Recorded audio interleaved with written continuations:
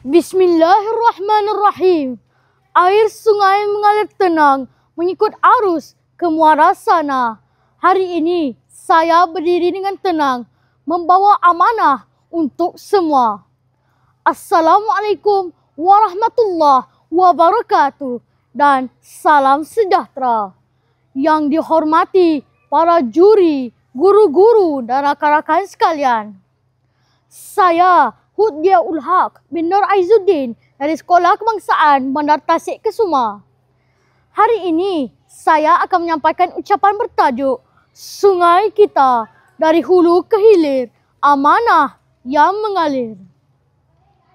Terima kasih kepada pihak menganjur kerana memberi peluang kepada kami menyuarakan pandangan dalam menjaga khazanah alam yang amat berharga.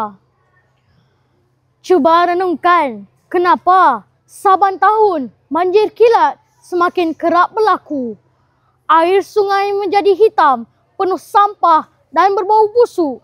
Jawapannya, kita lalai menjaga amanah Allah, iaitu alam sekitar dan sungai. Sungai bukan sekadar aliran air. Ia adalah nadi kehidupan bagi manusia, haiwan dan tumbuhan. Tetapi ada manusia membalas jasa sungai dengan sampah, racun dan minyak. Lihatlah apa yang berlaku di tanah air kita. Sungai Kelang tercemar oleh sisa kilang. Bau busuk mengganggu kehidupan penduduk sekitar. Manakala pembuangan sisa toksik di Sungai Kim Kim menyebabkan hampir 4,000 orang pelajar sesak nafas. Kesan ini turut menjejaskan ekosistem air. Ikan mati, air tidak selamat dan alam semakin tenat. Semua ini berlaku kerana kita tidak menjaga alam seperti Allah perintahkan.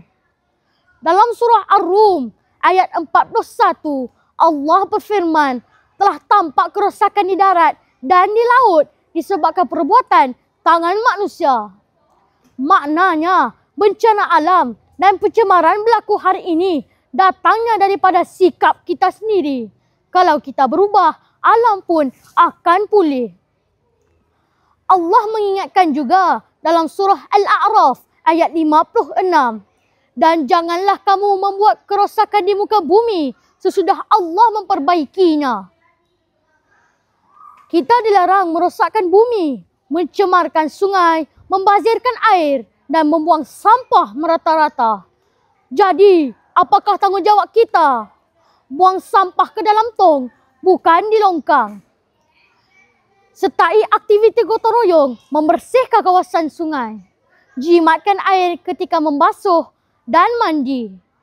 Nasihatkan keluarga dan rakan agar sama-sama jaga alam. Jangan fikir kita masih kecil kerana satu tindakan kecil jika dilakukan bersama boleh menyelamatkan satu dunia. Ingatlah, pendidikan awal bermula dari kecil.